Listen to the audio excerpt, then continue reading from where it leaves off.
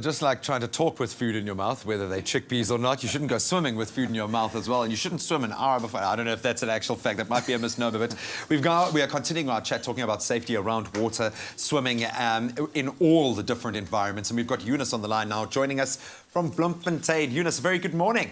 Morning. Good morning, how are you? Fantastic. How are you doing?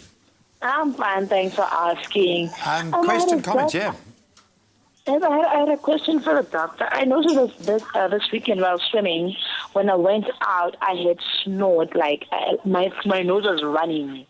Okay. Yes, does it have to do with the chlorine content in the water or what? That's actually a very interesting question, because I think a lot of people suffer from that. What could be creating that extra mucus, so to speak? Yes. So often the chemicals irritate the lining of the nose itself, and you get an induced inflammatory reaction. And then rhinitis, which is a runny nose, can be caused by an early infection. It can also be caused by chemical irritation of the sinuses itself. So it could be related to chemicals in the water, or it could be obviously an early infection picked up from the water itself. So something to be aware of in the future. Well, hopefully that allayed your fears. Nothing too serious going on. We've spoken about the effect of chlorine on the water. Let's take it to the beach now. Every adventurer that I speak to says their biggest challenge isn't necessarily big storms, big waves, but it's that constant of the sun and the salt in the water. What does that do to an average beachgoer, someone who's going to spend, hopefully, every second that they can on the beach during their holiday break? Oh, it's coming. It's almost there, bro. It's almost there. It's almost there. So what people don't understand is you can become dehydrated actually while swimming. So they have the association, while I'm swimming, I'm cool, I'm not sweating, but you actually have ongoing losses of fluid from your body through the pores in summer. So whether you're sitting on the beach or in the water, you need to realize that. Obviously, protecting yourself from the sun and the UV protection to prevent skin cancer and early aging, which people also need to know, is essential. So sunblocks and all that are vital in these conditions. But the salt itself, we go to spas for exfoliating body scrubs and stuff with coarse salt from the Himalayas, etc. Useful and very good as an exfoliant to remove dead cells. I mean, people go and swim in the Dead Sea. They spend thousands of rands to do that.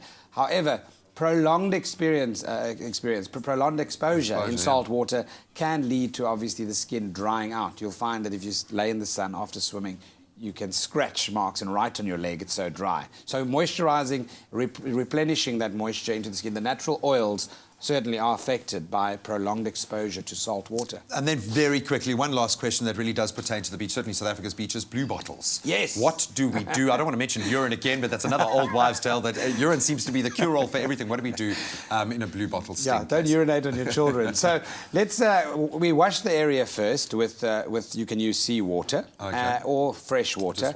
And then use a pair of tweezers to remove the bit and the debris of the tentacles. So often there'll be a little bit of barb or something there. That's correct, like a bee sting, for example. But that blue stringy wrap that's left on your skin, for example, that needs to be taken off. Don't use your fingers, because then you could have the toxin affect other parts of your body. Touch your face.